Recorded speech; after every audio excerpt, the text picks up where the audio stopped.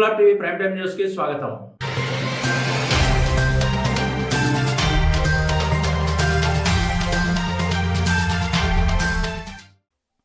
గత ఏడాది డిసెంబర్ నెలలో అంటే సుమారుగా డిసెంబర్ నెల 5వ తారీఖు నుండి కూడా పశ్చిమ గోదావరి జిల్లాలో ఒక అంతు చిక్కని వ్యాధి. అది ఏంటంటే ఆ రోజుకి అసలు ఆ వ్యాధి ఎందుకు పశ్చిమ గోదావరి జిల్లాలో ఆ వ్యాధి బారిన ప్రజలు ఎందుకు పడుతూ ఉన్నారు, ముఖ్యంగా ఏలూరు నగరంలో కానివ్వండి, ఆ తర్వాత ఉంగుటూరు నియోజకవర్గంలో పూళ్ళ గ్రామంలోనూ, ఆ తర్వాత దెందులూరు అసెంబ్లీ నియోజకవర్గంలో ఇటీవల కాలంలోనే కొమరేపల్లి గ్రామంలోనూ కూడా, అంటే ఏలూరు నగరంలో దాదాపుగా 600కు పైగా ఆ విధంగా ఆ వ్యాధి బారిన పడినప్పటికీ కూడా తర్వాత ఉంగుటూరు అసెంబ్లీ నియోజకవర్గంలోనూ దెందులూరు అసెంబ్లీ నియోజకవర్గంలోనూ కూడా ఒక 25 కేసెస్ దాకా మాత్రమే నమోదైనాయి. ఏలూరు నగరంలో అయితే 600 కేసులకు పైగా 600 మందికి ప్రజలకు పైగా ఆ వ్యాధి బారిన పడితే, ఆ తర్వాత ఇటీవల కాలంలో వచ్చినటువంటి ఆ పరిస్థితులన్నీ కూడా చాలా తక్కువ కేసులకి పరిమితమైనాయి. అయినప్పటికీ కూడా అందరికీ కూడా తెలుసు, ఆ సందర్భంలో వైద్య ఆరోగ్య శాఖ రాష్ట్ర వ్యాప్తంగా కూడా అప్రమత్తమై మిగిలినటువంటి ప్రాంతాలకు సంబంధించి ఆ వ్యాధి సోకకుండా పశ్చిమ గోదావరి జిల్లాలో ఉన్నటువంటి ఈ ప్రాంతానికి ఎక్కడైతే ఆ వ్యాధి సోకిందో ఆ ప్రాంతానికి పరిమితమయ్యేలా అత్యంత సమర్థవంతంగా మరి గౌరవ ముఖ్యమంత్రి గారు జగన్మోహన్ రెడ్డి గారి పర్యవేక్షణలో ఆ రోజు అత్యంత కట్టుదిట్టంగా ఆ వ్యాధిని నియంత్రించగలగటం జరిగింది. ఆ కార్యక్రమంలో భాగంగానే ముఖ్యమంత్రి గారు కూడా స్వయంగా ఏలూరు నగరం వచ్చి అక్కడ బాధితులను పరామర్శించి దానికి అనుగుణంగా ఏదైతే ఆ వ్యాధిని ఎక్కువ మందికి వ్యాధి సోకకుండా విస్తరించకుండా ఉండటానికి కావాల్సినటువంటి అన్ని కార్యక్రమాలు, అన్ని చర్యలు కూడా తీసుకుంటాం అందరికీ కూడా తెలుసు. ఆ కార్యక్రమంలో భాగంగానే ఆనాడు ఆ వ్యాధి ఇతర ప్రాంతాలకు విస్తరించకుండా చర్యలు తీసుకుంటంతో పాటు ఆ వ్యాధి బారిన పడి ఎవరు మరణించకుండా కూడా అన్ని రకాలైనటువంటి చర్యలు కూడా మేము తీసుకుంటాం జరిగింది. రాష్ట్ర స్థాయిలో ఉన్నటువంటి వైద్య ఆరోగ్య శాఖ అధికారులతో పాటు మరి చీఫ్ సెక్రటరీ గారు కానివ్వండి, ఇతర వివిధ శాఖల అధికారులు కానివ్వండి, ఏలూరు నగరం వచ్చి దానికి కావాల్సినటువంటి ఆ వ్యాధిని నియంత్రించడానికి కావాల్సినటువంటి అన్ని చర్యలు, అంటే మీకు అందరికీ కూడా తెలుసు, ఆనాడు వెంటనే ఎప్పుడైతే ఆ మొదటి కేసు నమోదైందో ఏలూరు నగరంలో, నమోదైన వెంటనే అధికారులందరూ కూడా అక్కడికి ఆయా ప్రాంతాలకు వెళ్ళి ఆయా ప్రాంతాల్లో ప్రభుత్వ ఆసుపత్రుల్లో కావలసినటువంటి అన్ని సౌకర్యాలను ఏర్పాటు చేయటం, నిపుణులైనటువంటి వైద్యులను ఏలూరు నగరానికి వివిధ ప్రాంతాల నుంచి రప్పించి ఆ నిపుణులైనటువంటి ఆ వైద్యులను అక్కడ ప్రత్యేక బృందాలుగా ఏర్పరిచి ఆసుపత్రుల్లో అందుబాటులో ఉంచడం మాత్రమే కాకుండా అన్ని రకాలైనటువంటి ఎక్విప్మెంట్ని కూడా మేము అందుబాటులో ఉంచడం మాత్రమే కాకుండా ఎక్కడెక్కడైతే ఆ వ్యాధి లక్షణాలు కనబడుతూ ఉన్నాయో ఆయా ప్రాంతాల్లో మెడికల్ టీములను ఏర్పాటు చేయటం, అక్కడ 108, 104 వాహనాలను అందుబాటులో పెట్టడం, ఆ ప్రాంతాల్లో అన్నిటి ప్రాంతాల్లోనూ కూడా సర్వే బృందాలని టీములను వేసి ప్రతి ఇంటింటికి కూడా సర్వే చేయించడం, అదేవిధంగా అక్కడ మెడికల్ క్యాంపులను పెట్టి అక్కడ మందులను అందుబాటులో ఉంచి ఒక మెడికల్ ఆఫీసర్ని కూడా, ఈ విధంగా ఒక ఏలూరు నగరంలోనే ఆ రోజున 62 మెడికల్ క్యాంపులను టీములను కూడా ఏర్పాటు చేసి ఈ కార్యక్రమాలన్నింటినీ కూడా సమర్థవంతంగా నిర్వహించడం వల్ల ఆ రోజు ఆ వ్యాధి ప్రబలకుండా నియంత్రించగలిగాం మేము. ఆ తర్వాత ఇటీవల కాలంలో మళ్ళీ 1-2 ప్రాంతాల్లో వచ్చిన తర్వాత ఆ శాంపిల్స్ని కూడా కలెక్ట్ చేసుకుని అక్కడ ఉన్నటువంటి ఆ శాంపిల్స్ని కూడా కలెక్ట్ చేసుకుని అంతకుముందే ఆ తర్వాత మీకు అందరికీ కూడా తెలుసు, డిసెంబర్ 5న ఆ తొలి కేసు నమోదైతే 10వ తారీఖునే ముఖ్యమంత్రి గారు వెంటనే దానికి సంబంధించి ఒకవైపు ఆ వ్యాధి ప్రబలకుండా ఆ నియంత్రణ కార్యక్రమాలని చేపట్టేటువంటి కార్యక్రమంలో మమ్మల్ని అందరినీ కూడా మరి ఆ విధంగా మరి మమ్మల్ని ముందుకు నడిపిస్తే, ఆ తరువాత అసలు కారణం ఏమిటి, అసలు ఈ వ్యాధి వచ్చిన తర్వాత వైద్య ఆరోగ్య శాఖ అప్రమత్తమై ఆ వ్యాధిని నియంత్రించగలిగిన, లేకపోతే ఆ వ్యాధి బారిన పడి ఒక్కరు కూడా మరణించకుండా మేము జాగ్రత్తలు తీసుకోగలిగినా కూడా ఆ సమయంలో ఏదో ఒక కేసు ఏలూరు ప్రభుత్వ ఆసుపత్రిలో మూర్ఛ వ్యాధి వల్లే మరణించారని చెప్పి అప్పుడు వార్తలు వచ్చినా కూడా ఆ తర్వాత పోస్ట్ మార్టం రిపోర్ట్ రావటం, అది వేరే వేరే ఇతర కారణాల వల్ల మరణం సంభవించడం జరిగిందని చెప్పి పోస్ట్ మార్టం రిపోర్ట్ కూడా రావటం మీకు అందరికీ కూడా తెలుసు.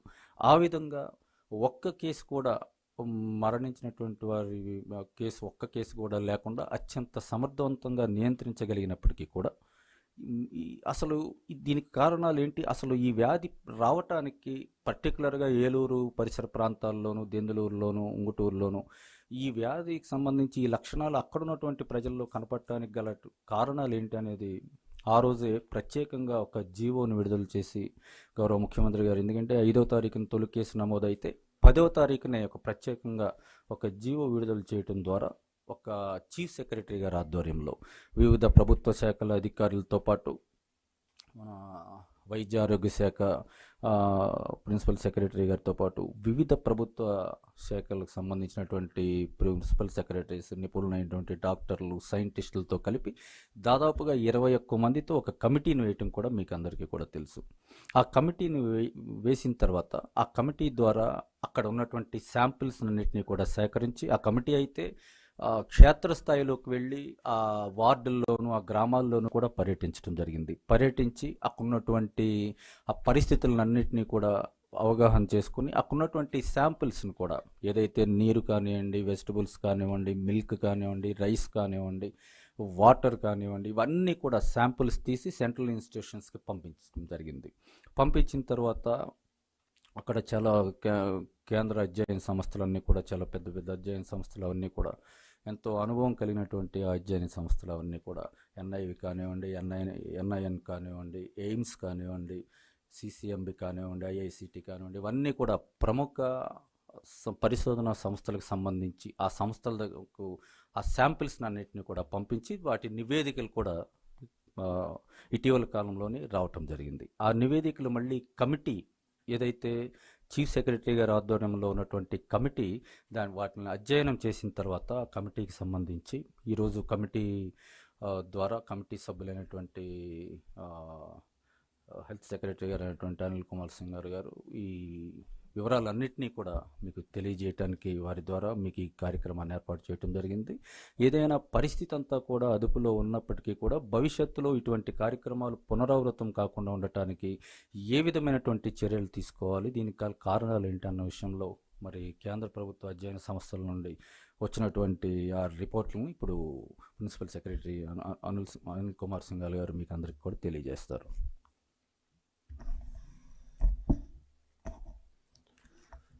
అందరికీ నమస్కారం.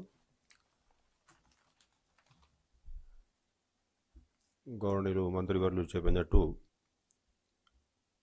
10th డిసెంబరు రాష్ట్ర ప్రభుత్వము చీఫ్ సెక్రటరీ గారి ఆధ్వర్యంలో 21 మంది సభ్యులతో ఒకటి కమిటీ ఏర్పాటు చేసుకోవడం జరిగింది.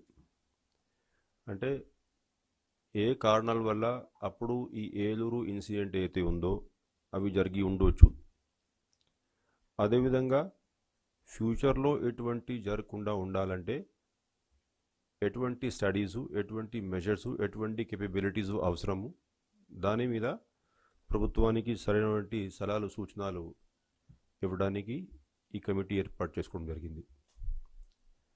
అయితే ఆ రోజు ఏలూరులో ఎప్పుడైతే ఈ ఇన్సిడెంట్ జరిగిందో అప్పుడు మనం స్థానికంగా ఉన్నటువంటి ల్యాబొరేటరీస్లో ఏదైతే టెస్టింగ్ కెపాసిటీస్ ఉన్నాయో, వాటర్ శాంపిల్స్ కానీ మిగతా ఫుడ్ శాంపిల్స్ కానీ, దాంట్లో ఆ టెస్టింగ్ రిజల్ట్స్ వల్ల ఎటువంటి అబ్నార్మాలిటీస్ కనపడలేకపోవడం వల్ల, అంటే ఇటువంటి రేర్ ఎపిసోడ్ ఎందుకు జరిగి ఉండొచ్చు, దానికి కాస్త ఎక్స్పర్ట్ ఒపీనియన్స్ ఉంటేనే బాగుంటుంది, నేషనల్ లెవెల్ ఇన్స్టిట్యూట్స్ దీంట్లో ఇన్వాల్వ్ అయ్యి ఉంటే కొంచెం క్లారిటీ వచ్చే అవకాశం ఉంది అనే ఉద్దేశంతో మనం అప్పుడు all India institute of medical sciences Delhi, all India institute of medical sciences Mangalagiri, Indian institute of chemical technology Hyderabad, centre for cellular and microbiology Hyderabad, national institute of nutrition Hyderabad, national environmental engineering research institute, అంటే ఇవన్నీ కూడా national reputation ఉన్నటువంటి institutions. అది కాకుండా national veterinary lab Bhopal, అంటే అప్పుడు కొంతమంది experts ఈ పశువులలో కూడా ఎటువంటి లక్షణాలు ఏవైతే ఉన్నాయో, ఎటువంటి ఏమైనా మనకి డిజీజ్ డిటెక్ట్ అయ్యే అవకాశం ఉందో ఇటువంటి ఎపిసోడ్ జరిగేటప్పుడు, దానికోసం వాళ్ళని కూడా ఆన్ బోర్డ్ తీసుకోవడం జరిగింది national institute of virology Pune. అది కాకుండా రాష్ట్ర ప్రభుత్వంలో నుండి ల్యాబ్స్ అన్నీ, కాలేజెస్ అన్నీ, అదేవిధంగా ఏపీ పొల్యూషన్ కంట్రోల్ బోర్డు ఇవన్నీ కూడా సహకరించాయి. అంటే మొత్తం కలిపి మనం WHO టీమ్స్ ఇవన్నీ కూడా కలుపుకొని 13 సంస్థల సహకారంతో, దాంట్లో చాలామంది ఈ హై లెవెల్ కమిటీలు కూడా, మల్టీడిసిప్లినరీ కమిటీలు కూడా సభ్యులుగా ఉన్నారు. అంటే వస్తున్న వంటి టెస్ట్ రిజల్ట్స్ అన్నీ కూడా కొలాబొరేట్ చేసి, కంపైల్ చేసి, దానికి గల కారణాల మీద ఒక 3-4 రౌండ్స్ మీటింగ్స్ పెట్టుకోవడం జరిగింది. అయితే డిఫరెంట్ ల్యాబ్ కెపాసిటీసు, వాళ్ళ కెపాసిటీని బట్టి డిఫరెంట్ శాంపిల్స్ ఇవన్నీ కూడా స్టడీ చేసి రిపోర్ట్స్ ఇవన్నీ కూడా ఫైనల్ ఫైండింగ్స్ ఇచ్చారు.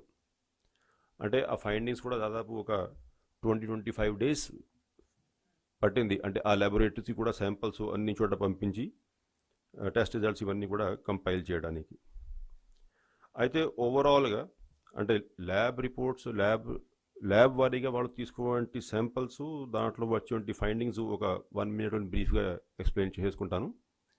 ఉదాహరణగా ఇప్పుడు centre for cellular and molecular biology Hyderabad వాళ్ళు దాదాపు 36 blood samples, 16 urine samples, 13 vomitus samples, stool samples ఇవన్నీ కూడా గ్యాదర్ చేసుకుంటే చివరికి no organism which can cause this kind of episode అనేది వాళ్ళు తేల్చి చెప్పారు. అదేవిధంగా నేషనల్ ఇన్స్టిట్యూట్ ఆఫ్ న్యూట్రిషన్, ముఖ్యంగా ఎక్కువ samples national institute of nutrition వాళ్ళు అనలైజ్ చేశారు.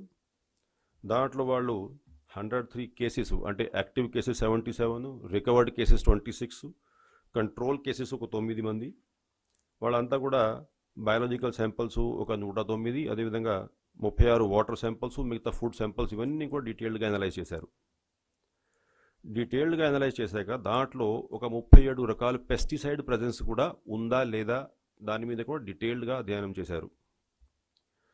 చివరికి వాళ్ళ ఫైండింగ్ ఏంటంటే బ్లడ్ శాంపిల్స్లో, అదేవిధంగా కొన్ని యూరిన్ శాంపిల్స్లో ట్రయాజోఫాస్ అంటే అది ఆర్గానోఫాస్ఫరస్ కాంపౌండ్, అది కొన్ని శాంపిల్స్లో డిటెక్ట్ అయింది out of all the 37 pesticides test results. అదేవిధంగా ఈ టొమాటోస్, బ్రింజాల్స్ ఇవన్నీ కూడా శాంపిల్ స్టడీ చేస్తే పెస్టిసైడ్స్, హర్బిసైడ్స్ ఇవన్నీ కూడా టెస్ట్ చేస్తే దాంట్లో ఒక హర్బిసైడ్ మెట్రిబ్యూజిన్ అనేది ప్రజెన్స్ కొన్ని శాంపిల్స్లో ఉన్నట్టు డిటెక్ట్ అయింది. అయితే హెవీ మెటల్ డిటెక్షన్ కూడా అప్పుడు కూడా మీడియాకి తెలియజేయడం జరిగింది. ఎయిమ్స్ ఢిల్లీ చేసినటువంటి రిజల్ట్స్, అదేవిధంగా వీళ్ళు NIN చేసినటువంటి రిజల్ట్స్లో దాన్ని బట్టి చూస్తే మనకి శాంపిల్స్లో లెడ్, నిక్కలు ఉన్నట్లు కూడా నిర్ధారించారు. అయితే ఏదైతే ఇప్పుడు ఈ టెస్ట్ రిజల్ట్స్ ఉన్నాయో అవి ఎయిమ్స్ నుంచి వచ్చేటువంటి ఎక్స్పర్ట్ టీము, అంటే గవర్నమెంట్ ఆఫ్ ఇండియా అప్పుడు ఒక ఎక్స్పర్ట్ టీమ్ కాన్స్టిట్యూట్ చేశారు. దాంట్లో ఎయిమ్స్ నుంచి కూడా మంచి ఎక్స్పర్ట్స్ ఉన్నారు. వాళ్ళందరూ హౌస్ టు హౌస్ విజిట్ చేసి హాస్పిటల్లో పేషెంట్తో కూడా ఇంటరాక్షన్స్ నిర్వహించి క్లినికల్గా అసెస్మెంట్ చేశారు. అంటే ఇక్కడ ఉన్నటువంటి టెస్ట్ రిజల్ట్స్ని క్లినికల్గా మనం కోరిలేట్ చేసుకుంటే ఇది ఏమైనా కారణం ఉండొచ్చా ఆ ఎపిసోడ్కి అనేది స్టడీ చేశారు. అయితే ఏదైతే ప్రజెన్స్ ఆఫ్ హెవీ మెటల్స్ కొంత డిటెక్ట్ అయిందో దాని మూలన ఇటువంటి ఎపిసోడ్స్ ఉండవు, హెల్త్ ఇంపాక్ట్ ఉంటుంది, కానీ ఇటువంటి ఎపిసోడ్ రావడానికి అది కారణం కాదు అనేది తెలియజేశారు. అదేవిధంగా ఏదైతే national institute of nutrition organophosphorus presence ఉంది అనేది నిర్ధారించారు, దాని మీద కూడా ఎయిమ్స్ నుంచి వచ్చేటువంటి ఎక్స్పర్ట్ టీమ్స్ ఆర్గానోఫాస్ఫరస్ వల్ల కూడా ఇటువంటి ఎపిసోడ్ వచ్చేటువంటి అవకాశం లేదు అనేది క్లారిఫై చేశారు. అయితే వాళ్ళ క్లినికల్ అసెస్మెంట్లో ఆర్గానోక్లోరిన్ ప్రజెన్స్ ఏమైనా ఉన్నట్లయితే ఇటువంటి ఎపిసోడ్స్ ఏదైతే అక్కడ క్లినికల్గా నోటీస్ చేశారో అది వచ్చేటువంటి అవకాశం ఉంది అనేది తెలియజేశారు. అయితే ఆర్గానోక్లోరిన్ వచ్చేసరికి క్లినికల్గా ఆర్గానోక్లోరిన్ వల్ల ఇటువంటి ఎపిసోడ్స్ ఉండొచ్చు అనేది వాళ్ళు ఒపీనియన్ ఎక్స్ప్రెస్ చేస్తే అభిప్రాయపడ్డారు. బట్ శాంపిల్స్లో మాత్రం ఆర్గానోక్లోరిన్ డిటెక్ట్ కాలేదు. బహుశా దానికి కారణము అంటే షార్ట్ హాఫ్ లైఫ్, అంటే మనము ఎపిసోడ్ అయ్యాక శాంపిల్ తీసుకునే సమయానికి బహుశా ఈ టెస్ట్ రిజల్ట్స్లో అది డిటెక్ట్ కాలేదు అనేది ఒక అభిప్రాయం వ్యక్తం చేశారు. సో ఇవన్నీ శాంపిల్స్ని ఆ ఎక్స్పర్ట్ టీమ్స్ అందరూ కూడా, అంటే ఈ 6-7 ఇన్స్టిట్యూషన్స్ ఏదైతే నేను మీకు వివరించాను, ఆ ఎక్స్పర్ట్స్ అందరూ కలిసి దాని మీద బాగా ఆలోచించుకున్నారు. ఈ టెస్ట్ రిజల్ట్స్ అందరికీ షేర్ చేయడం జరిగింది. వీడియో కాన్ఫరెన్స్లో అందరి అభిప్రాయాలు కూడా తీసుకోవడం జరిగింది. అయితే అన్ని అభిప్రాయాలు మనం ఓవరాల్గా చూసుకున్నట్లయితే ఒకటి అంశం మీద అయితే అందరికీ యునానిమిటీ ఏంటంటే దీనికి ఇన్ఫెక్షన్ అనేది కారణం లేదు, అంటే బ్యాక్టీరియా కానీ వైరల్ కానీ ఇవన్నీ కానీ ఇన్ఫెక్షన్ వల్ల అయితే ఈ ఎపిసోడ్ జరగలేదు అనేది అందరూ ఎక్స్పర్ట్స్ యునానిమస్గా ఒపీనియన్ ఇచ్చారు. అదేవిధంగా మెటబాలిక్, అంటే ఏదైతే మనం తింటామో అటువంటి మెటబాలిజం జరిగేటువంటి ప్రక్రియలో దాంట్లో కూడా ఎటువంటి ఎపిసోడ్ జరిగే అవకాశం లేదు, యునానిమస్గా ఒపీనియన్ ఇవ్వడం జరిగింది. మిగిలింది థర్డ్ ఆప్షన్ ఏదైతే ఉందో ప్రెజెన్స్ ఆఫ్ టాక్సిన్స్, అంటే పెస్టిసైడ్స్ వల్ల కానీ హెర్బిసైడ్స్ వల్ల కానీ ఇవన్నీ కానీ, దాని మీద చివరికి రెండు ఆప్షన్ వరకు వాళ్ళు లిమిట్ చేయగలిగారు. అంటే ఎన్ఐఎన్ లాంటి ఎక్స్పర్ట్స్ ఆర్గానోఫాస్ఫేట్స్ ప్రజెన్స్ ఉంది, ఎయిమ్స్ ఎక్స్పర్ట్స్ ఏమో ఆర్గానోఫాస్ఫేట్స్ వల్ల ఎటువంటి జరిగే అవకాశం లేదు, ఆర్గానోక్లోరిన్ వల్ల జరగవచ్చు, ఆర్గానోక్లోరిన్ ప్రజెన్స్ డిటెక్ట్ కాకపోవడం, అంతవరకు మనం దాన్ని షార్ట్ లిస్ట్ చేయగలిగాం. అయితే మొత్తానికి ఏది ఏమైనా ఆ ఎపిసోడ్లో అది వన్ టైం ప్రజెన్స్ కాబట్టి ఇటువంటి ఎపిసోడ్ జరిగింది. అదే సమయంలో ఆఫ్టర్ దట్ సమయంలో తీసుకున్నటువంటి వాటర్ శాంపిల్స్ కానీ మిగతా శాంపిల్స్ కానీ దాంట్లో ఆర్గానోఫాస్ఫరస్ కానీ ఆర్గానోక్లోరిన్ కానీ డిటెక్ట్ కాలేదు కాబట్టి అక్కడ నుంచి ఇష్యూ అంతా సెటిల్ అయింది, శాంపిల్స్ అన్నీ బాగున్నాయి.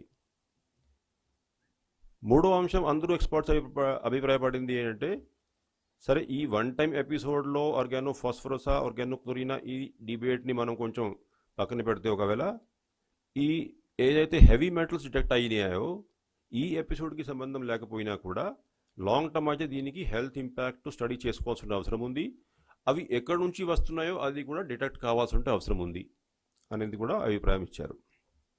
దానివల్ల ఏంటంటే ఇప్పుడు ఫర్దర్గా లాంగ్ టర్మ్ స్టడీస్ కొన్ని అవసరము, అది ఏ విధంగా మనం ముందుకు పోవాలి, ఇంకా మిగతా డిపార్ట్మెంట్స్ ప్రజల్లో ఒక కాన్ఫిడెన్స్ ఒక నమ్మకం ఏర్పాటు చేయడానికి ఎటువంటి స్టెప్స్ తీసుకోవాలి దాని మీద కూడా డీటెయిల్డ్గా ఆలోచించుకోవడం జరిగింది.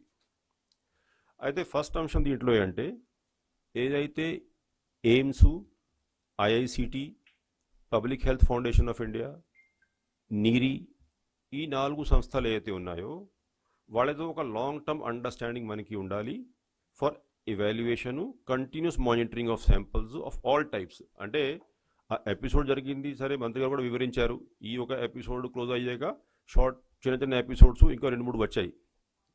బట్ అది కాకుండా ఏలూరు టౌన్లో ఉన్నటువంటి వాటర్ సప్లై అంతా, అదేవిధంగా ఆ కెనాల్ పక్కన ఉన్నటువంటి గ్రామాల్లో ఉన్నటువంటి వాటర్ సప్లై అంతా, ఈస్ట్ గోదావరి వెస్ట్ గోదావరి జిల్లాలో ఉన్నటువంటి వివిధ ఏరియాస్ నుంచి శాంపిల్స్ సేకరించి, అది food samples, agriculture samples, veterinary samples, water samples, ఇవన్నీ కూడా లాంగ్ టర్మ్ అనాలిసిస్ స్టడీ చేయడానికి ఈ సంస్థలతో ఒక ఎంఓయు కుదిరించుకొని నెక్స్ట్ 6 months అట్లాగని మనం స్టడీ చేసుకుంటా డేటా అంతా కూడా తీసుకొని అనలైజ్ చేసి పబ్లిక్ హెల్త్ మీద ఉన్నటువంటి ఇంపాక్ట్ అసెస్మెంటు, దానికి కావాల్సినటువంటి ప్రివెంటివ్ మెజర్స్, ఇవన్నీ కూడా ఒక అండర్స్టాండింగ్కి రావాలని చెప్పేసి ఫస్ట్ మోస్ట్ ఇంపార్టెంట్ అండర్స్టాండింగు. దానికోసము ఇప్పటికీ మేము ఆ సంస్థలతో డ్రాఫ్ట్ ఎంఓయూస్ మీద చర్చిస్తూ ఉన్నాము. 2-3 రోజుల్లో ఈ అండర్స్టాండింగ్ అంతా కూడా ఫైనల్ చేసి ఈ పర్మనెంట్ బేసిస్ మీద ఈ అసెస్మెంట్ ప్రారంభించబోతున్నాం. అదేవిధంగా ఏదైతే మనం ఈ food, water, air, agriculture, aquaculture residues ఇవన్నీ కూడా శాంపిల్ స్టడీ చేస్తున్నప్పుడు అంటే ఆ కన్సర్న్ లైన్ డిపార్ట్మెంట్స్ ఏవైతే ఉన్నాయో వాళ్ళు కూడా ఒక్కొక్క యాక్షన్ ప్లాను, ఉదాహరణంగా ఇప్పుడు ఈ హెవీ మెటల్స్ ఏదైతే డిటెక్ట్ అయినాయో శాంపిల్స్లో, ఈ ఏరియాలో ఈ హెవీ మెటల్స్ రావడానికి కారణం ఏంటి, కెనాల్లో ఏమైనా పొల్యూటెంట్స్ వస్తున్నాయా, మున్సిపల్ వాటర్ సప్లై ఏదైతే ఉందో ఆ సిస్టమ్ అంతా కూడా స్టడీ చేసుకొని ట్రీట్మెంట్ విధానాలు ఏ విధంగా ఉన్నాయి, శాంపిల్స్ ఎక్కడి నుంచి తీసుకుంటున్నాము, మెయింటెనెన్స్ ఏ విధంగా ఉంది, sewerage management, solid waste management practices ఏ విధంగా ఉన్నాయో, అదేవిధంగా ఇండస్ట్రియల్ పొల్యూటెంట్స్ ఏమైనా కలిపే ఉంటే అవకాశం ఉందా, ఇవన్నీ కూడా స్టడీ చేసుకొని ఏపీ పొల్యూషన్ కంట్రోల్ బోర్డు ఆధ్వర్యంలో ఈ స్టడీ చేసుకొని రూట్ కాజ్ డిటెక్ట్ చేసుకోవాల్సిన అవసరం ఉంది. అదేవిధంగా ఏదైతే ఈ పెస్టిసైడ్స్ ఉపయోగించేటప్పుడు బ్యాండ్ సబ్స్టాన్సెస్ ఏమైనా డిడిటి కానీ, డిడిఈ కానీ, ఎండోసల్ఫాన్ ఇవంతా కూడా పొలాలు ఏమైనా చేరిపోతున్నాయా, ఆఫ్టర్ దాట్ ఏమైనా అవి డ్రింకింగ్ వాటర్లో కలిపే ఉంటే ప్రమాదం ఉందా, దాని మీద అగ్రికల్చర్ డిపార్ట్మెంటు డీటెయిల్డ్గా స్టడీ చేసుకొని ఒకవైపేమో ఇంప్లిమెంటేషను బ్యాండ్ సబ్స్టాన్సు సర్క్యులేట్ కాకుండా చూసుకోవడము ఒకవేళ జరిగి ఉంటే, అదేవిధంగా ఫర్దర్గా జరగకుండా ఉండాలి, ఫీల్డ్స్లో ఏ విధంగా పని చేసుకోవాలి దాని మీద వాళ్ళు ఒక యాక్షన్ ప్లాన్ తయారు చేసుకోవాలి.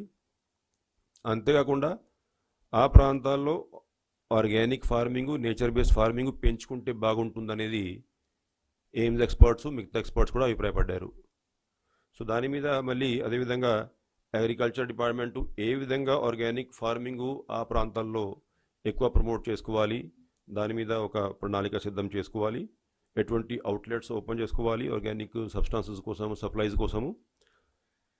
సిమిలర్లీ మిగతా ఐటమ్స్ ఏదైతే ఉన్నాయో అంటే మిల్క్, ఆ మిల్క్ క్వాలిటీ కంటిన్యూస్గా మానిటరింగ్ చేసుకొని ఏమైనా అటువంటి సబ్స్టాన్సెస్ మళ్ళీ వస్తున్నాయా, రావట్లేదా, వచ్చే ఉంటే అవకాశం ఉందా, తినేటువంటి ప్రతి ఐటమ్ కూరగాయలు, అదేవిధంగా రైస్ పర్టికులర్లీ అంటే అప్పుడు కొన్ని శాంపిల్స్లో రైస్లో మర్కరీ ఉన్నట్టు శాంపిల్స్లో తెలిసింది.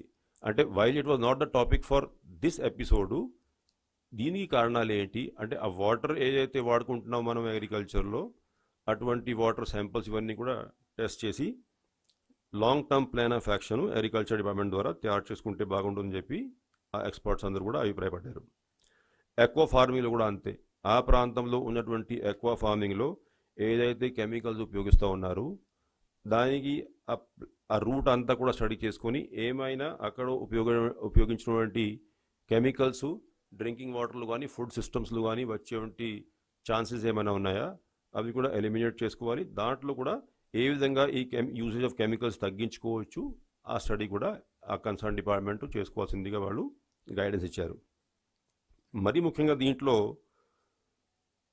ఈ టెస్టింగ్ కేపబిలిటీస్ అంటే అప్పుడు మనము ఈ ఇన్సిడెంట్ అయ్యేటప్పుడు మన దగ్గర ఉన్నటువంటి టెస్టింగ్ కెపాసిటీసు సరిపోలేదు, అన్ని రకాల టెస్ట్ మనం చేయలేకపోతున్నాము, టెస్టింగ్ కోసం మనం వివిధ ఎక్స్పర్ట్ ఆర్గనైజేషన్స్, సంస్థల్ని వాడుకోవాల్సిన పరిస్థితి ఏర్పడింది. కాబట్టి ఆ state of the art labs అంటే రీజనల్ ల్యాబ్స్ ముఖ్యంగా వైజాగ్, గుంటూరు, తిరుపతి ఈ 3 ప్రాంతాల్లో రీజన్ వారీగా state of the art labs అంటే అన్ని రకాలు టెస్టింగ్ కెపబిలిటీస్ ఉండే విధంగా అంటే ఇందాక మనం డిస్కస్ చేసాము organo chlorines, organo phosphates testing capability ఉండాలి.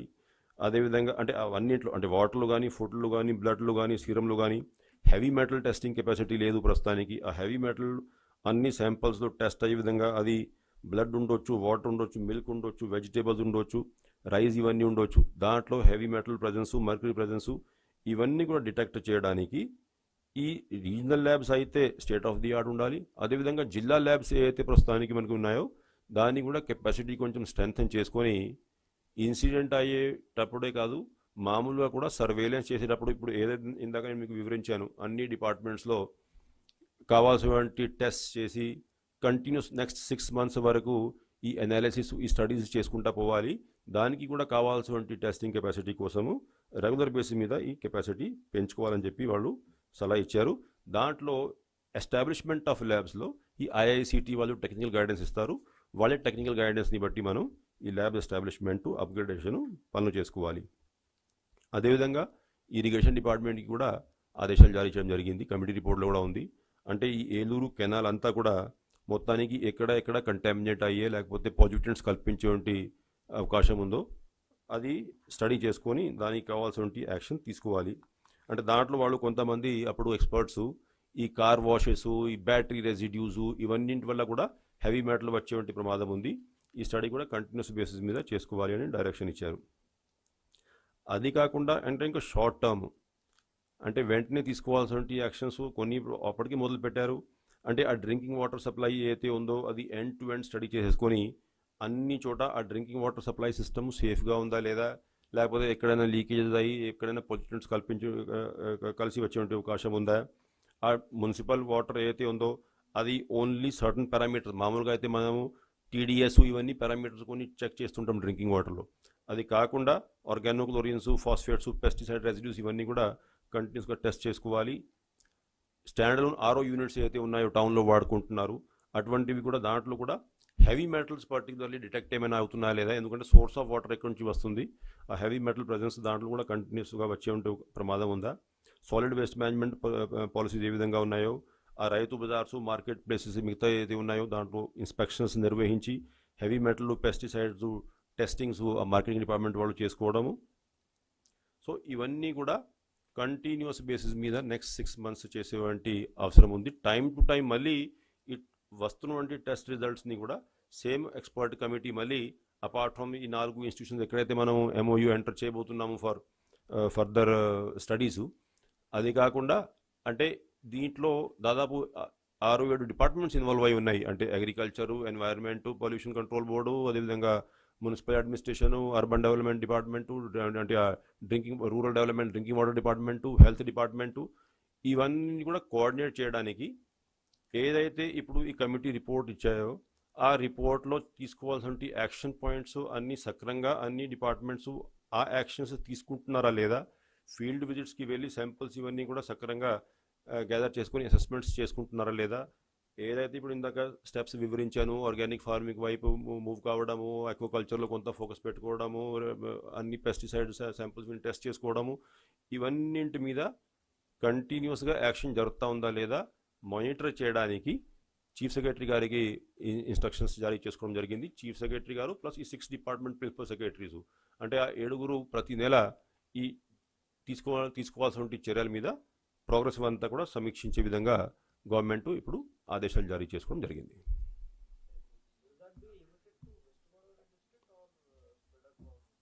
See, what happened when the experts came, their opinion was that topography and the environment usage of canal water is similar in 2 districts.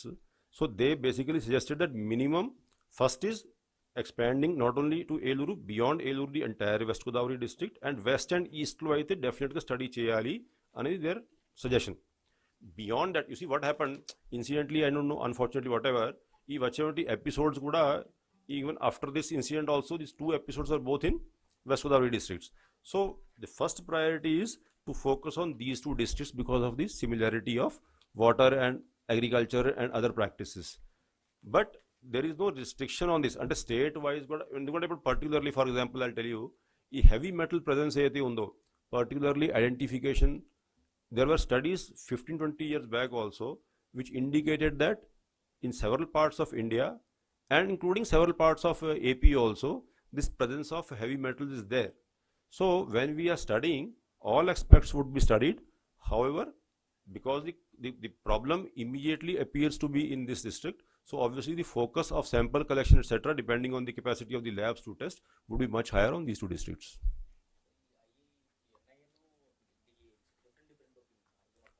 See, different opinions కాదు, ఇప్పుడు ఎట్లా ఉంటుందంటే every expert depending on the presence found has his own opinion. NIN opinion was very clear. అంటే organophosphates were found in the samples, కాబట్టి organophosphates might have been the source of the problem. Now the issue is clinical assessment. అంటే NIN does not do the clinical assessment.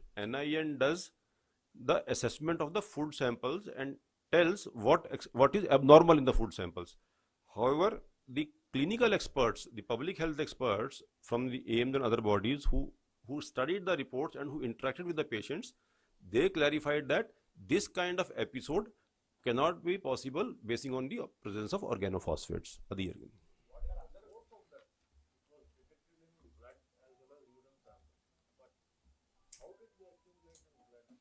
Exactly. So this is what I'm saying. You see, unless until we detect right from the source of irrigation water supply to the drinking water supply to the agricultural practices, all put together, unless until they are assessed for a longer period, the experts cannot arrive at a final conclusion of how this is found. So that is what requires a sustained study, because for example today there is no episode. Now suddenly if another episode were to happen, అంటే ఆ రోజు whether it locally happened because of pesticide leakage from the agriculture field into the drinking water supply, అవన్నీ వేరే విషయం. అంటే if we continuously monitor samples over a period of 6 months, even during peace time when there is no episode, that will give us a thorough analysis of the root cause of the whole episode, possible episodes, even if they aren't existing today, so that we are able to take preventive measures accordingly.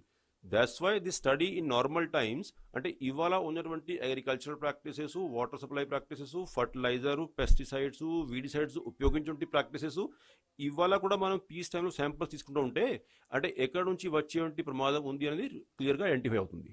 అంటే that was a one time episode. కాబట్టి in fact even in that one time episode, as I told you already, organochlorines were no longer detected by the time the testing was done. Organochlorine is the assessment, clinical assessment by the AIMS experts that this may have caused the episode, but because of short lifespan, half-life, it was not detected.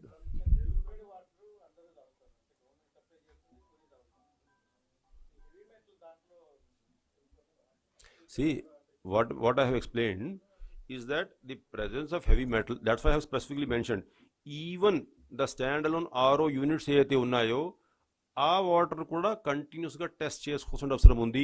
ఇంకొక 2-3 నెలలు దాంట్లో స్పష్టంగా రాశారు, standalone RO units should be checked for presence of heavy metals of water if at all possible. So అవన్నీ అంటే ఒక 2-3 months sustained samples of all types తీసుకుంటేనే we can be sure of the permanent sustains of these kind of items.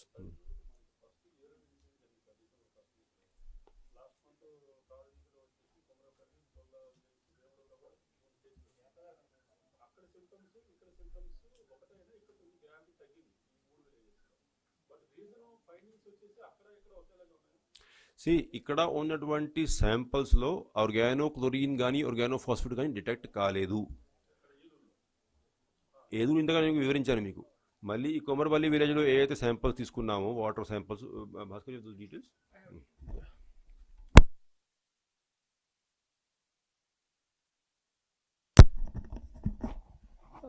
Eluru Komarapalli మన Pulla Komarapalli samples, water samples, food samples ఐఐసిటికి ఎన్ఐఎన్కి పంపించాము. NIN శాంపుల్స్లో ఏ పెస్టిసైడ్ ప్రజెన్స్ లేదు. All 38 chemicals they analysed. ఏ chemical కూడా ఎన్ఐఎన్ ఫుడ్ శాంపుల్స్లో ఎక్కడా దొరకలేదు. ఐఐసిటి చేసిన వాటర్ శాంపుల్స్లో కూడా ఎక్కడ ఏ పెస్టిసైడ్ ప్రజెన్స్ కూడా దొరకలేదు. లాస్ట్ టైం ఏలూరులో చేసినప్పుడు ఆర్గనోఫాస్ఫేట్స్ ఉన్నాయని చెప్పారు ఎన్ఐఎన్ వాళ్ళు. ఈసారి ఈ 2 విలేజెస్ శాంపుల్స్లో ఆ ఆర్గనోఫాస్ఫేట్స్ కూడా వాటర్లో దొరకలేదు. ఐఐసిటి వాళ్ళు వాటర్ చేశారు, బ్లడ్ శాంపుల్స్ చేశారు, రెండిట్లోనూ లేవు. ఎన్ఐఎన్ వాళ్ళు ఫుడ్ శాంపుల్స్ చేశారు, ఫుడ్ శాంపుల్స్లో లేవు. అండ్ సిమ్టమ్స్ మీరు అన్నట్టు సిమ్టమ్స్ ఏలూరు కంటే చాలా డైల్యూటెడ్గా, అంటే వెరీ మొమెంటరీగా సిమ్టమ్స్ కనపడటం జరిగింది. సో అక్కడలాగా జస్ట్ 3-4 minutesలోనే మనకి రికవర్ అయినట్టుగా మనకి క్లినికల్ సిమ్టమ్స్ కనపడ్డాయి.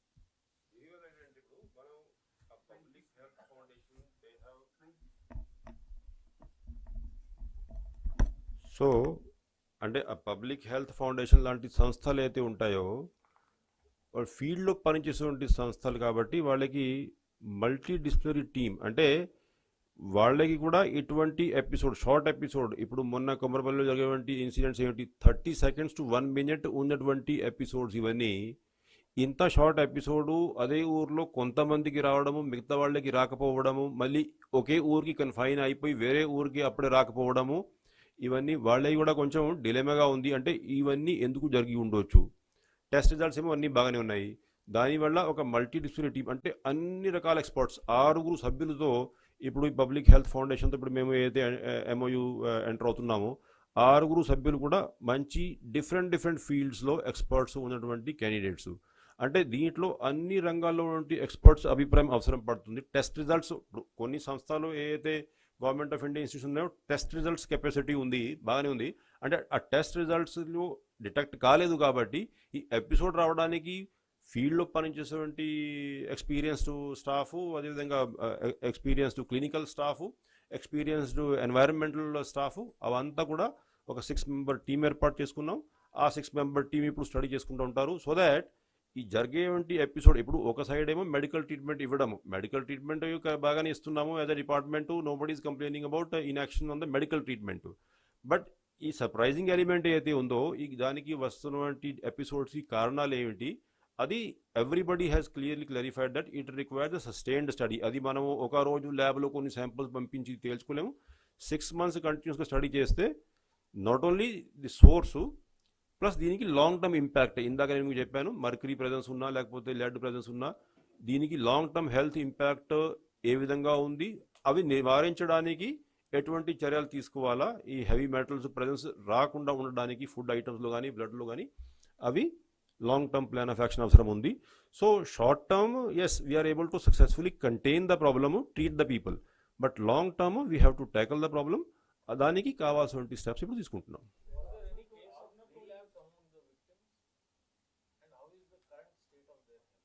See, current state of their health is perfect. Appudu, when the Eluru episode was happening, if I remember correctly, some 3 cases there was a relapse. But they were also so they went home after treatment. Then they had to be referred back to hospital, and they again went home after treatment. So one time relapse in 3 cases was there out of the entire 622.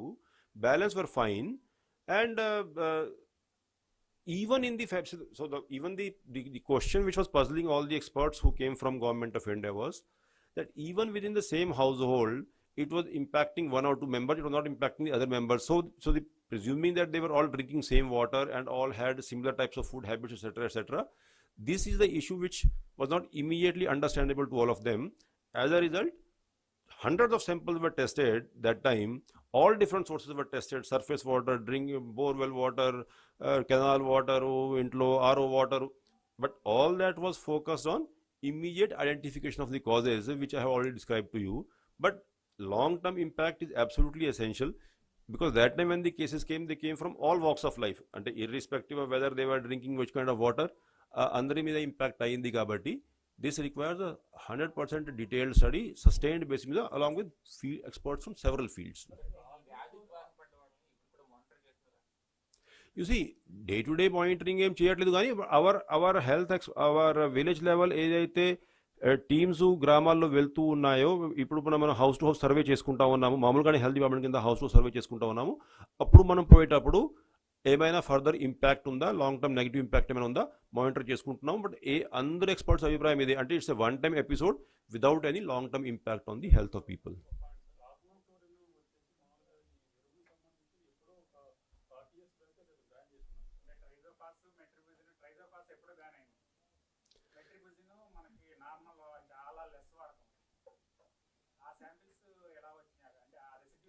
నేను మీకు ఇందాక explain చేసింది అదే, that this is the test result. Now ఇందాక ఏదైతే ఇప్పుడు నేను agriculture department బాధ్యత తర్వాత ఇవన్నీ చెప్తా ఉన్నాను, అంటే అప్పుడే కొంతకాలం అయితే వరుసగా శాంపిల్స్ ఇవన్నీ ఇన్స్పెక్ట్ చేశారు, ఫర్టిలైజర్ షాప్స్, పెస్టిసైడ్స్ అన్నింటికి వెళ్ళారు, శాంపిల్స్ ఇవన్నీ తీసుకొని శాంపిల్స్ ఇవన్నీ అనలైజ్ చేశారు. But this has to be a long term measure, not only long term measure. ఒకవేళ ఉంటే వాటర్లో కానీ ఫుడ్లో కానీ ఇవన్నీ, అంటే ఒకే ఊరే ఎందుకు ఇంపాక్ట్ అవుతుంది, ప్రాక్టీసెస్ విల్ బి సిమిలర్. కాబట్టి మనం ఈ సస్టైన్డ్ బేసిస్ మీద ఇన్స్పెక్షన్స్, ఎంక్వైరీస్, ఇన్వెస్టిగేషన్స్ చేస్తేనే దీనికి రూట్ కాజ్ అంటే ఎక్కడి నుంచి వస్తున్నాయి. మీరు చెప్పినట్టు if banned substances are being used, అవి నాట్ ఓన్లీ ఏలూరు అన్ని చోట డిటెక్ట్ కావాల్సిన అవసరం ఉంది. సో మంత్లీ రివ్యూస్లో ఎన్ని శాంపిల్స్ పట్టుకున్నారు, ఏం జరిగింది అసెస్మెంటు, నిజంగానే ఏమైనా బ్యాన్డ్ సబ్స్టాన్సెస్ దొరికాయో, బ్యాన్డ్ సబ్స్టాన్సెస్ అందుబాటులో ఉంటే దానికి ఎవరి మీద యాక్షన్ తీసుకోవాల్సిన అవసరం ఉంది. ఇవంతా కూడా కంటిన్యూస్గా నెక్స్ట్ 6 months వరకు మనం మంత్లీ స్ట్రిక్ట్గా రివ్యూ చేసుకొని పట్టుకుంటేనే అనాలిసిస్లో క్లారిటీ వస్తుంది.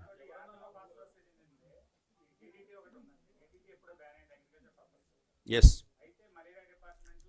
వాడుతున్నారు. యూసి మలేరియా డిపార్ట్మెంట్లో వాడుకుంటున్నారు as per government of India norms instructions మనం వాడుకుంటాం. అంటే పర్మిసిబుల్ లిమిట్స్ ఏదైతే ఉన్నాయో ఫర్ యూసేజ్ దాని కింద మలేరియా డిపార్ట్మెంట్ వాడుకుంది వాస్తవమే. If at all malaria department is using, it is using not only in this town, it is using everywhere. అంటే ఇది మనకి కావాల్సినటువంటి అగ్రికల్చర్లో కానీ లేకపోతే డ్రింకింగ్ వాటర్లో కానీ ఒకవేళ ఎంటర్ అయి ఉంటే ఏ విధంగా ఎంటర్ అయిందో, ఎంటర్ అయ్యే ఉంటే అవకాశాలు ఉండొద్దు. సో అవన్నీ కూడా it requires the continuous monitoring. అంటే ఆ రోజు ఎపిసోడ్లో సరే డిడిటీ వల్ల ఈ ఎపిసోడ్ అయితే డిటెక్ట్ కాలేదనుకోండి, బట్ ఒకవేళ ఇటువంటి ప్రాక్టీసెస్ ఉన్నా కూడా నివారించాల్సిన అవసరం ఉంది. ప్రభుత్వం దానికి డెఫినెట్గా యాక్షన్ తీసుకోవాల్సిన అవసరం ఉంది. అంటే జరిగింది ఎపిసోడు జరిగింది అనాలిసిస్ చేయడం ఒక అంశం అయితే రాకుండా ఉండాలి, పర్మనెంట్ స్టెప్స్ తీసుకోవాల్సిన బాధ్యత మా మీద ఉంది. కాబట్టి we're on the job and next 6 months we will be on this task.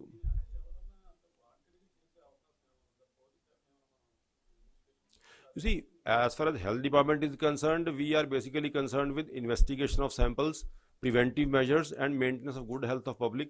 Kabatti, I can comment only on the health department issues.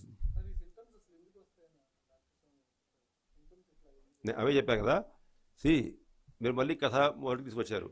C symptoms as per the AIIMS experts who are clinical experts, their assessment is organochlorine is the most likely cause of the symptoms. ఇప్పుడు ఏ సిమ్టమ్కి అయినా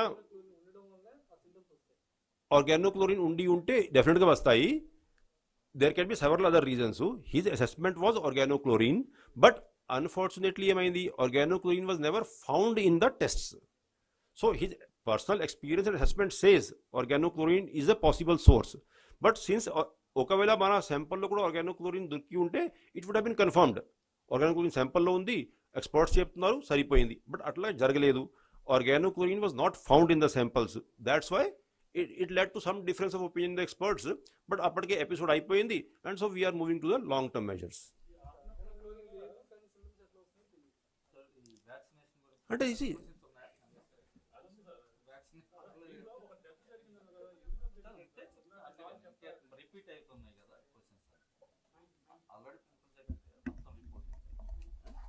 vaccination గురించి ఏమైనా questions చెప్పమంటే questions చెప్తా. Already మీ దగ్గర information ఉంటే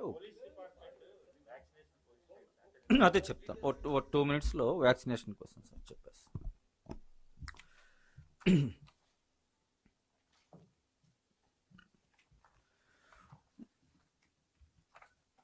ఇప్పుడు ఆంధ్రప్రదేశ్ రాష్ట్రంలో కరోనా వైరస్ ఎంటర్ అయిన తర్వాత అత్యంత సమర్థవంతంగా కరోనాని మనం నియంత్రించగలిగాం. కేసులను కూడా దాదాపుగా 10,000కు పైగా దాటినటువంటి పరిస్థితి ఉన్నటువంటి పరిస్థితి నుండి ఈరోజు కేవలం 69 కేసుల వరకు మాత్రమే నమోదయ్యే విధంగా అత్యంత సమర్థవంతంగా మరి గౌరవ ముఖ్యమంత్రి గారు జగన్మోహన్ రెడ్డి గారి మార్గదర్శకత్వంలో మరి కేంద్ర ప్రభుత్వ సహకారంతో ఈ కరోనాను అత్యంత సమర్థవంతంగా నియంత్రించగలిగాం. ఇటువంటి పరిస్థితుల్లోనే మీకు అందరికీ కూడా తెలుసు, గత కొద్ది రోజుల క్రితం కరోనాకు సంబంధించి ఆ వ్యాక్సిన్ రావటం, ఆ వ్యాక్సిన్కి సంబంధించి ముందుగానే ఆంధ్రప్రదేశ్ రాష్ట్రంలో అధికారులు అందరూ కూడా అప్రమత్తమై వ్యాక్సినేషన్ కార్యక్రమాన్ని అత్యంత సమర్థవంతంగా మరి ప్రజలకు ఈ మొదటి దశలో మరి 3 దశలుగా కార్యక్రమాన్ని మరి ఏర్పాటు చేయటం. మొదటి దశలో హెల్త్ వర్కర్స్, రెండవ దశలో కోవిడ్ వారియర్స్, మూడవ దశలో ప్రజలకు, ఈ విధంగా మరి కేంద్ర ప్రభుత్వం మార్గదర్శకాలు విడుదల చేయటం. దానికి అనుగుణంగా వ్యాక్సినేషన్ కార్యక్రమం కూడా ప్రారంభం కావటం మీకు అందరికీ కూడా తెలుసు. ఆ వ్యాక్సినేషన్ కార్యక్రమం మొదటి దశ కార్యక్రమంలో దాదాపుగా 3,88,327 మంది మనకి టోటల్ టార్గెట్ ఉంటే ఈ రోజు వరకు వ్యాక్సిన్ తీసుకున్నటువంటి వారు 1,89,890 మంది ఈ రోజు వరకు కూడా వ్యాక్సిన్ తీసుకుంటాం జరిగింది. అంటే 1,89,890 మందికి, అంటే వ్యాక్సినేషన్ పర్సంటేజ్ 48.90% ఉంది.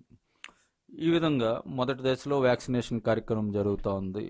దానికి సంబంధించి కూడా ఈ ఏఈఎఫ్ఐ కేసులు కూడా ఇప్పటివరకు రాష్ట్ర వ్యాప్తంగా 74 కేసులు నమోదు కావటం జరిగింది.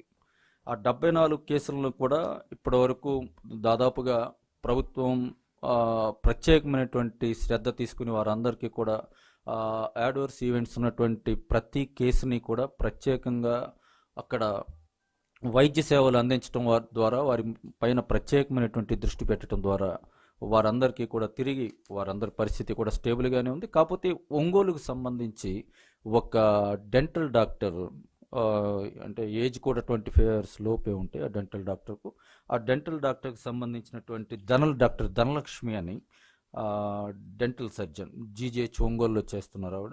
ఆవిడకి సంబంధించి వ్యాక్సినేషన్ తర్వాత కొంతవరకు ఆ యాడ్వర్స్ ఈవెంట్ రావటం, ప్రభుత్వం వెంటనే స్పందించి మరి ముఖ్యమంత్రి గారు కూడా జగన్మోహన్ రెడ్డి గారు కూడా స్వయంగా దానికి సంబంధించి వివరాలు తీసుకుని ఇమ్మీడియట్గా ఎక్కడైతే ఇంకా అదనపు వైద్యం అవసరమైనటువంటి వైద్యం అవసరం అవుతుందో అక్కడ వెంటనే ఏర్పాటు చేసి ప్రభుత్వ ఖర్చుతోనే ఆ వైద్యం కూడా పూర్తి స్థాయిలో అందజేయమని చెప్పి ఆదేశాలు జారీ చేసిన దాని మీదట ఒంగోలు నుండి అంటే వాళ్ళ బంధువులు అందరూ కూడా రిక్వెస్ట్ చేసిన మీదట చెన్నైలో ఉన్నటువంటి అపోలో హాస్పిటల్లో ట్రీట్మెంట్ ఇవ్వటం జరుగుతూ ఉంది.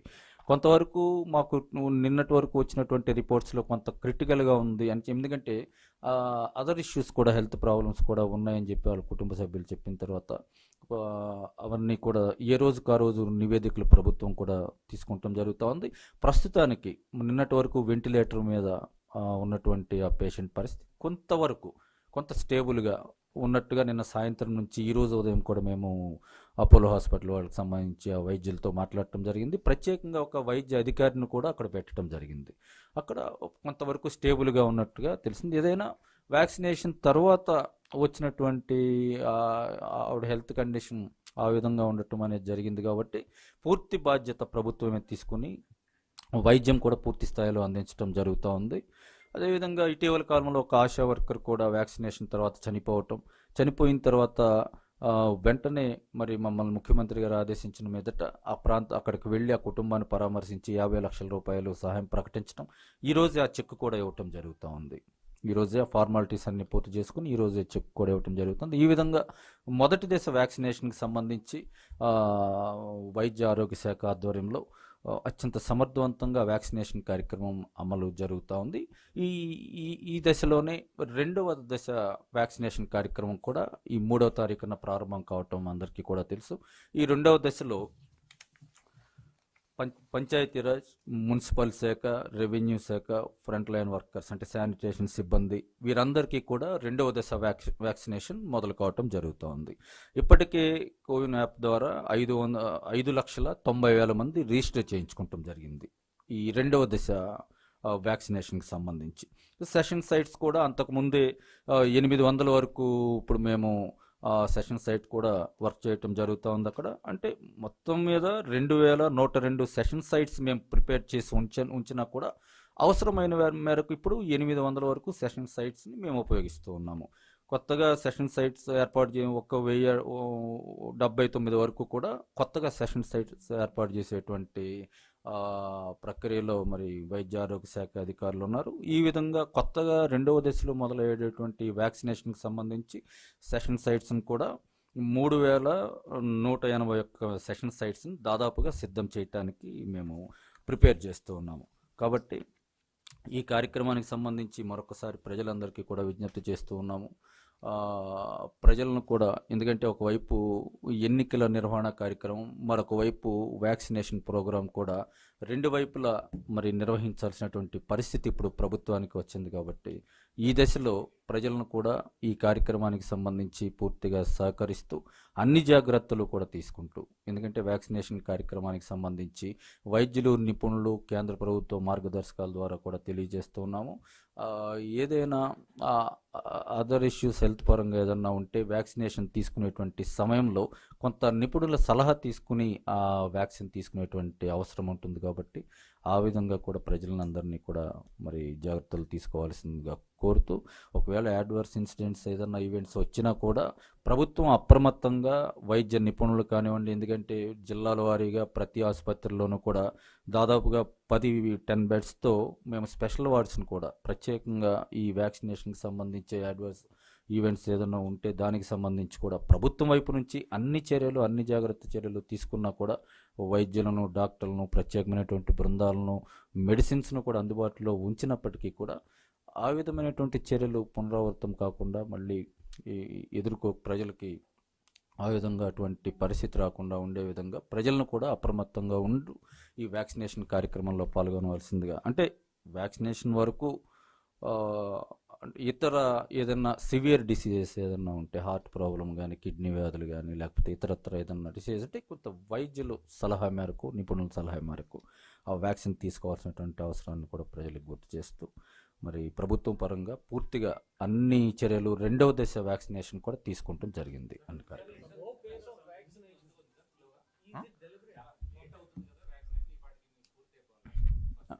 అది ప్రజలకు సంబంధించి ఈ వ్యాక్సినేషన్లో కొన్ని అడ్వర్స్ ఈవెంట్స్ కూడా రావటం వల్ల కొంత ప్రజల్లో కొంత అపోహలు, అనుమానాలు కూడా ఉండటం జరుగుతూ ఉంది.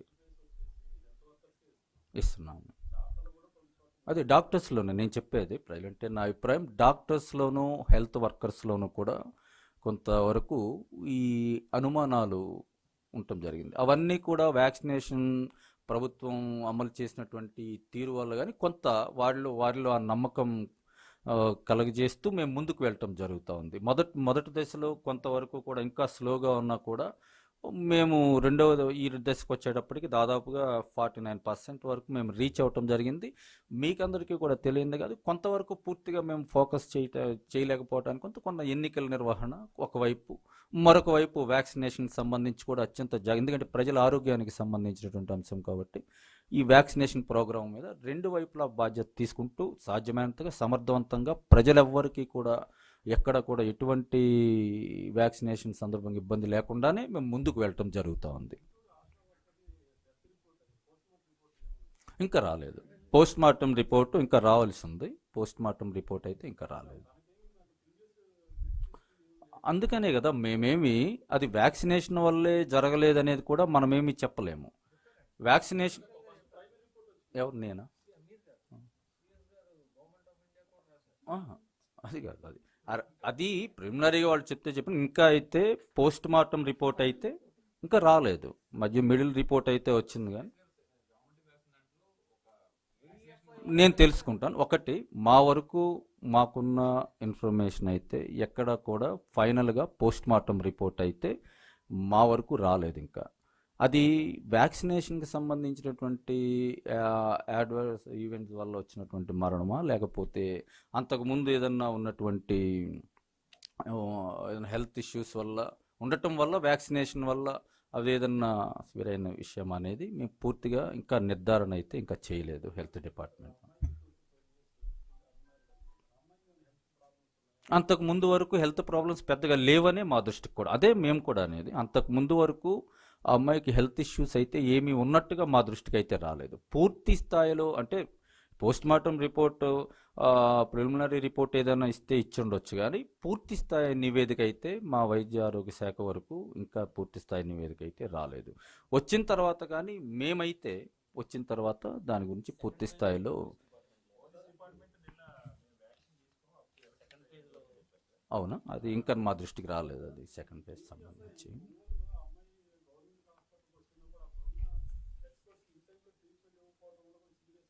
ఎక్కడ ఒంగోలు అటువంటి పరిస్థితి ఏం లేదు. వాళ్ళ కుటుంబ సభ్యులు అందరూ కూడా పూర్తిగా ఒక ప్రత్యేకమైనటువంటి అధికారిని చెన్నై అపోలో హాస్పిటల్లో ఒక ఎనస్థీషియన్ని అక్కడ పెట్టడం జరిగింది. పెట్టి పూర్తి స్థాయిలో వైద్యం పట్ల పూర్తిగా ప్రభుత్వమే బాధ్యత తీసుకుని ఎన్ని లక్షల రూపాయలు ఖర్చు అయినా పూర్తి బాధ్యత తీసుకుని అక్కడ వైద్యం చేయించడం జరుగుతూ ఉంది. అటువంటి వాళ్ళ తల్లిదండ్రులు కూడా పూర్తిగా మా అధికారులతో పూర్తిగా టచ్లో ఉన్నారు. వాళ్ళందరూ కూడా పూర్తి సంతృప్తిగా ఉన్నారు ప్రభుత్వం ద్వారా అందించేటువంటి ఆ వైద్య సేవల పట్ల.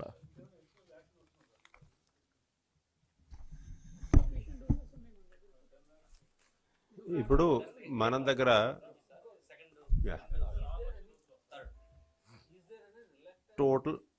టోటల్ పుట్ టుగెదర్ జస్ట్ ఆ ఫిగర్ అడిగారు కాబట్టి వ్యాక్సిన్స్ ఇప్పుడు మనం ఫేజ్ 2లో పోలీస్ యంత్రాంగము 89,000 ఒక 100 మంది, మున్సిపల్ యంత్రాంగము 1,55,000 మంది, అదేవిధంగా రెవెన్యూ యంత్రాంగం అంటే రెవెన్యూలో మనము ఈ విలేజ్ వార్డ్ సెక్రటరీస్ కూడా కలుపుకున్నాము, పంచాయతీరాజ్ ఇన్స్టిట్యూషన్స్ ఏదైతే ఉంటాయో అది ఒక 3,32,600 మంది.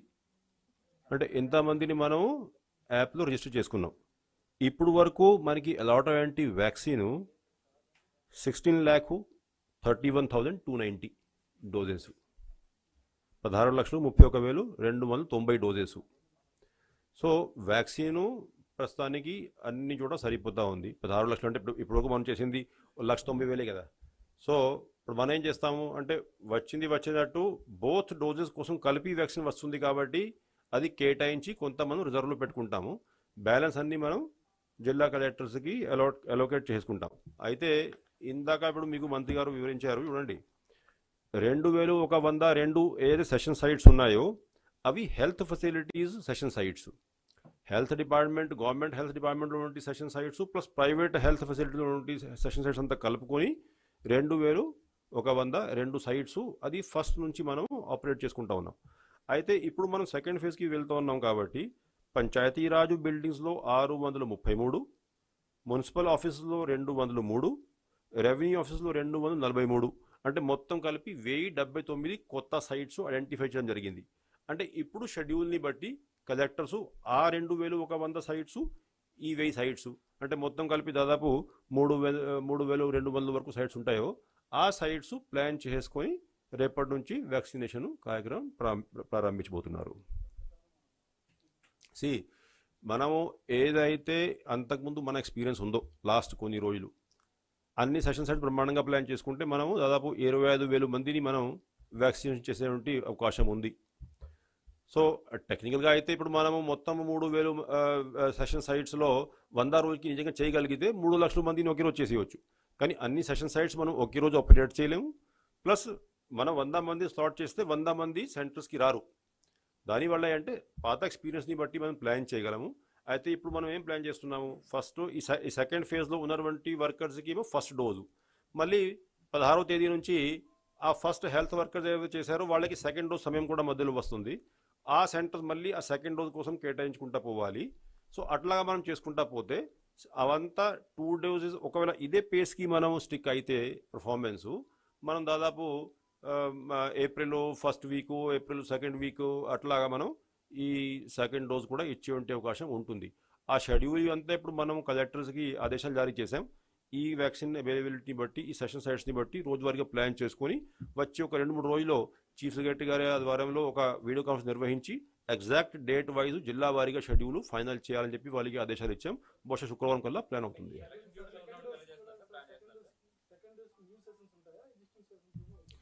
సెషన్ సైట్స్ ఏమీ ఉంటాయి, ఎందుకంటే ఇవాళ మీకు ఒక సైట్ ఇచ్చి మళ్ళీ రేపు వేరే సైట్కి పోమంటే మీరు కన్ఫ్యూజ్ అయిపోతారు. సో ఎవరైతే ఎక్కడ ఫస్ట్ డోస్ తీసుకున్నారో సేమ్ వ్యాక్సిన్ కూడా అతనికి మళ్ళీ ఇవ్వాలి కదా. ఇప్పుడు మనకి 2 వ్యాక్సిన్స్ కలిపి ఉన్నాయి ఇవన్నీ. సో అతనికి ఏ డోస్ అయితే ఫస్ట్ వ్యాక్సిన్ ఇచ్చామో సెకండ్ డోస్ కూడా అదే వ్యాక్సిన్ తాలూకా ఇవ్వాలి కాబట్టి అదే సెషన్ సైట్లో అతనికి సెకండ్ డోస్ ఉంటుంది. అయితే ఎలక్షన్ డ్యూటీస్ అదే ఇప్పుడు ఎలక్షన్స్ డిఫరెంట్ ఫేజెస్లో ఉన్నాయి కాబట్టి ఆ కలెక్టర్స్ లోకల్గా ఇప్పుడు ప్లాన్ చేసుకోవాలి. ఎక్కడ ఎలక్షన్స్ ఉన్నాయి, ఎక్కడ మనం సెషన్ సైట్ పెడుతున్నాము, ఎవరికి మనము ఆ సెషన్ సైట్లో మనం సెషన్స్ కోసం షెడ్యూలింగ్ ఇస్తున్నాము, అవంతా మైక్రో ప్లానింగ్ మనం హెడ్ ఆఫీస్ చేయలేం కాబట్టి వాళ్ళు డీటెయిల్ ప్లాన్ తయారు చేసుకుంటారు. శుక్రవారం కల్లా అది మనం కన్ఫర్మ్ చేసుకుంటాం.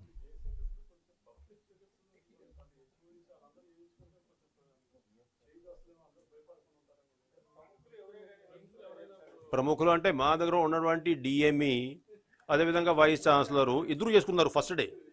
కాబట్టి అంటే ఇప్పుడు ఉదాహరణగా నేను ఉన్నాను అనుకోండి, నాకు ఎంటైటిల్మెంట్ లేదు. ఇప్పుడు చేతిలో ఉండాలంటే ఇష్టం చేసుకోవడం అంటే ఎట్లా? ఇప్పుడు ఐఎమ్ నాట్ ఎ డాక్టర్ కాబట్టి నాకు ఫస్ట్ నా 50 కూడా మొన్న అయ్యాను లక్కీలీ కాబట్టి నాకు. సో ఇప్పుడు మనము స్టిక్ కావాలి డెఫినేషన్స్కి. డాక్టర్స్కి, హెల్త్ స్టాఫ్కి ఫస్ట్ ఫేజ్లో ఇమ్మన్నారు, హాస్పిటల్లో పనిచేస్తున్న వాళ్ళకి ఇమ్మన్నారు, మనమేమో ఆఫీస్ స్టాఫ్. సో ఫస్ట్ ఫేజ్లో ఎవరైతే హాస్పిటల్లో పని చేసుకున్నారు, లేకపోతే ఇప్పుడు మళ్ళీ మీరే రాస్తారు అంటే ఫస్ట్ వ్యాక్సిన్ రాగానే వేయించుకున్నారు ఇంకా మిగతా వాళ్ళని పట్టించుకోలేదు అనేది. మనం గైడ్లైన్ని బట్టి పోదాం, గైడ్లైన్ ప్రకారం నేను కూడా చేసుకుంటా.